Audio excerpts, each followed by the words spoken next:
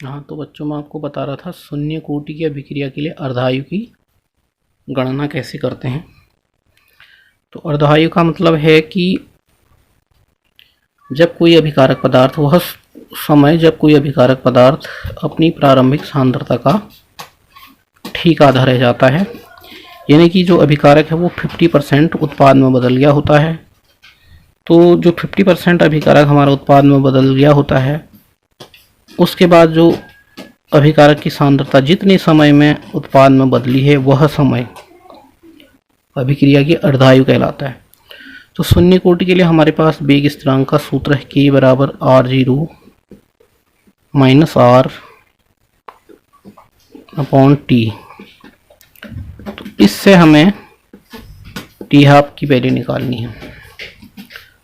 तो हम यहाँ रखेंगे यदि समय t बराबर t1/2 टी हाफ अर्धायु हुआ है, या इसको 0.5t लिख सकते हैं आप, और अभिकारक की सांद्रता ठीक आधी हो जाती है। तो आधी का मतलब है r बराबर r0 इंटू 1/2। तो प्रारंभिक सांद्रता ठीक आधी हो जाती है, आधी का मतलब 1/2, तो यहाँ हो जाएगा r0/2। अब यहाँ पे हमने दो मान इस समीकरण में रखने हैं। एक रखना है r बराबर r0/2 और दूसरा रखना t बराबर टी हाफ। कहाँ रखेंगे इन दोनों मानों को? जो हमारा वेग स्थिरांक का सूत्र आया है k बराबर, तो यहाँ पे मैं रख देता हूँ k बराबर ये हो जाएगा r0 माइनस r की जगह पे हम रखेंगे r0/2, तो r0/2 हो जाएगा ये, और इसके पूरे के बट्टे हो जाएगा t। फिर हम इसको सॉल्व करते हैं, यहाँ 1 कर लेना, तो इससे हम वो निकाल लेंगे एलसीएम। 2 एकम 2 ये करेंगे, बट्टे टी लिख लेंगे सबसे पहले, तो 2 1 जा 2 हो जाएगा ये, 2 एकम 2 हो गया, 2 r0 यहाँ आ जाएगा, 1 से फिर इधर बजर गुणन कर लेंगे तो 1 r0 ये हो जाएगा। तो ये हमारा k बराबर आया 2r0 minus r0/2 into T half. T की जगह पे हमने टी हाफ रखना है, सॉरी, तो टी की जगह पर टी हाफ आ जाएगा। अब जो है हमें क्या करना है, k बराबर टी हाफ को हम यहाँ ले जाएंगे 2 के साथ, तो यहाँ पे ध्यान देंगे 2r0 में से एक r0 घटाएंगे तो ये बचेगा r0, 2r में से एक r0 घटाया तो एक r0 बचा, बट्टे नीचे क्या है 2, यहाँ पे 2 है, थोड़ा कम रहा है तो टेबल की प्रॉब्लम है, तो यहाँ पे हम क्या करेंगे 2 लिख देंगे, टी हाफ हमारा ऊपर चला जाएगा, तो 2t हाफ हो जाएगा ये।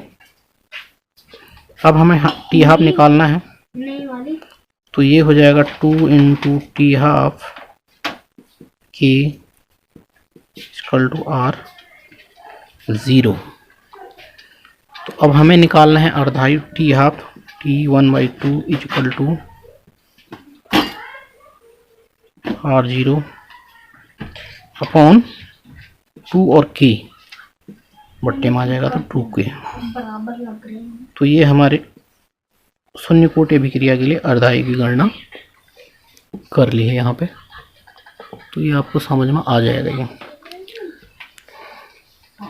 पहले हमने टी बराबर टी हाफ रखना है, r बराबर r0/2 रखना है, k बराबर r0 माइनस r0, यहाँ पे हम एलसीएम ले लेंगे, 2 एकम 2, ये हमारा एलसीएम है, थोड़ा ये 2 यहाँ पे लिख रखा, तो ये हो गया 2 हमारा, इसको थोड़ा हम ऐसे कर लेते हैं, तो 2r0 minus r, T half यहाँ पे रख लेंगे, तो 2t हाफ यहाँ चला जाएगा, गुणा कर लेंगे इसको, 2t हाफ हो जाएगा, 2 r0 में से एक r0 घटा दीजिए तो r0 आ जाएगा, तो r0/2 टी हाफ।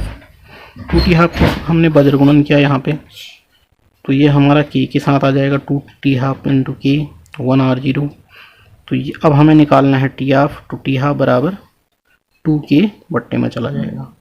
अब यहाँ पे हम ये कह सकते हैं कि हमारा जो अर्धायु है टी हाफ की वैल्यू जो है, यानी कि अभिक्रिया के लिए अर्धायु शून्य कोटि की अभिक्रिया में अर्धायु प्रारंभिक सांद्रता R0 के समानुपाती होता है और टी हाफ वेग स्थिरांक k के व्युत्क्रमानुपाती होता है।